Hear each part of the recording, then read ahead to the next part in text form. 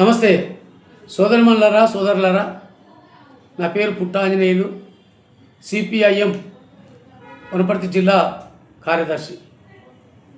ఈరోజు వీర తెలంగాణ రైతాంగ సాయుధ పోరాటం, దాని వివరాలు కొన్ని విషయాలు చర్చిద్దామని ఈ వీడియో తీయడం జరుగుతూ ఉంది. ప్రధానంగా 1946 నుంచి 1951 వరకు ఈ పోరాటం సాగింది. ఈ 5 ఏళ్ల కాలంలోన నైజాం సంస్థానంలోన ఈ తెలంగాణ ప్రాంతంలోన వీర తెలంగాణ రైతాంగ సాయుధ పోరాటం జరిగింది. ఈ పోరాటాన్ని హిందూ ముస్లింల పోరాటంగా ఈరోజు చిత్రీకరించేందుకు బీజేపీ ప్రయత్నం చేయడం జరుగుతూ ఉంది. అసలు ఇది హిందూ ముస్లింల పోరాటం కాదు. హిందువుల మీద, ముస్లింల, హిందూ భూస్వాముల మీద, ముస్లిం రజాకారుల మీద, నిజాం రాజు మీద చేసిన పోరాటం ఇది. ప్రధానంగా నీ బాంచం ద్వారా నీ కాలు మొత్తం అనేటోళ్ళు బందూకులు పట్టించిన పోరాటం ఇది. మామూలుగా మొట్టమొదట ఈ బందగి, షేక్ బందగి అనేటైనా భూ పోరాటంలో అమరుడయ్యిండు. ఆయన ముస్లిము. ఈ ముస్లిం రాజుకు వ్యతిరేకంగా తిరుగుబాటు చేసిండ్రు. అదేవిధంగా దొడ్డి కొమరయ్య అమరుడయ్యిండు, భూస్వాముల చేతిలో మరణించిండు. ఈ భూస్వాములు చంపేసిండ్రు, హిందూ భూస్వాములు. కాబట్టి హిందువులు, ముస్లిములు, హిందూ భూస్వాములతోన ముస్లిము రాజు రజాకారుల ద్వారా ఈ 2 రకాలుగా మరణించడం జరిగింది. 1500 మంది స్వాతంత్రానికి పూర్వం, అంటే 1948 సెప్టెంబరు 17కు పూర్వం చనిపోయిన 1500 మంది కమ్యూనిస్టులు, రైతులు. ఈ రైతు పోరాటం జరిగింది. ఇది గెరిల్లా పోరాటం జరిగింది. ప్రధానంగా నీ బాంచం ద్వారా నీ కాల్మొక్త అనేదే కాదు, మొత్తం వెట్టి చాకిరి తీవ్రంగా ఉండేది. మహిళలపైన మానభంగాలు ఎక్కువ ఉండేది. అదేవిధంగా స్త్రీలను పెళ్లి కాకముందే అత్యాచారాలు చేసేది. అనేక రకాల ఘోరాతి ఘోరాలు జరిగినవి. ఆ టైంలోన జరిగిందే ఈ పోరాటం. ఇది ప్రధానంగా భూమి కోసం, భుక్తి కోసం, తెలంగాణ విముక్తి కోసం జరిగిన పోరాటం ఇది. ఇది సాకలి ఐలమ్మ చేసిన పోరాటం ఇది. మల్లు స్వరాజ్యం చేసిన పోరాటం ఇది. భీమిరెడ్డి నరసింహారెడ్డి చేసిన పోరాటం ఇది.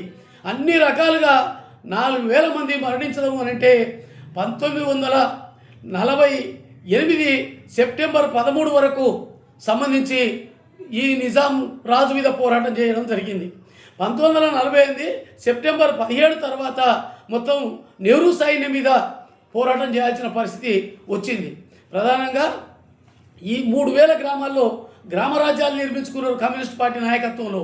3000 గ్రామాల నుంచి భూస్వాములను తరిమివేయడం జరిగింది. అదేవిధంగా అక్కడ 3000 గ్రామాల్లో కూలి పెంచడం కానీ, అదే కూలి సంఘాలే చేసినాయి. అదేవిధంగా భూమి పంచినాయి. 10 లక్షల ఎకరాల భూములు పంచుకున్నారు.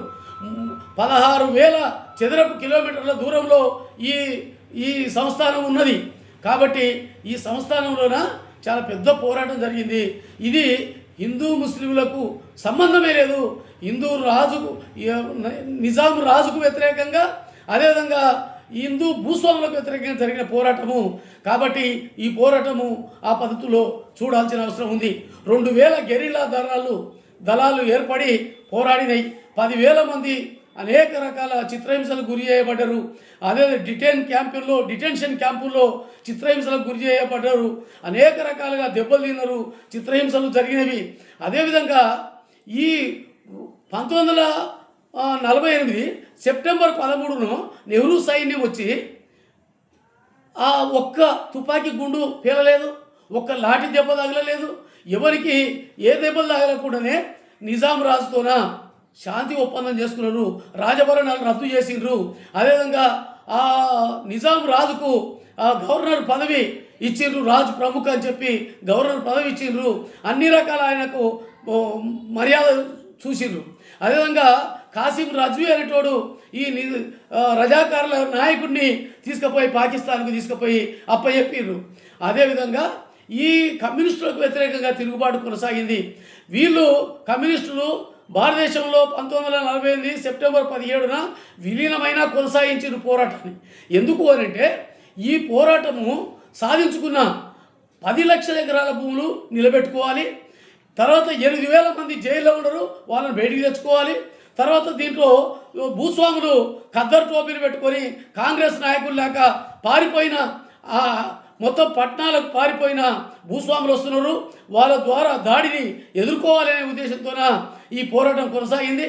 కానీ 1948 సెప్టెంబర్ 17 నుంచి 1951 అక్టోబర్ 17 వరకు జరిగిన ఉద్యమంలోన 2,500 మందిని చంపేయడం జరిగింది నెహ్రూ సైన్యం. కాబట్టి ఈ నెహ్రూ సైన్యం ఏం తక్కువేం కాదు. నెహ్రూ సైన్యం కానీ అదేవిధంగా నిజాం రాజు సైన్యం కానీ మొత్తం కలిపితే 4,000 మంది మరణించారు. తర్వాత ఈ పేదలందరూ ఒక్కటై పోరాడినరు. 1939లోనే కమ్యూనిస్ట్ పార్టీ ఏర్పడి ఈ తెలంగాణ ప్రాంతంలో ఉద్యమించిందని చెప్పి తెలియజేస్తూ ముగిస్తున్నా.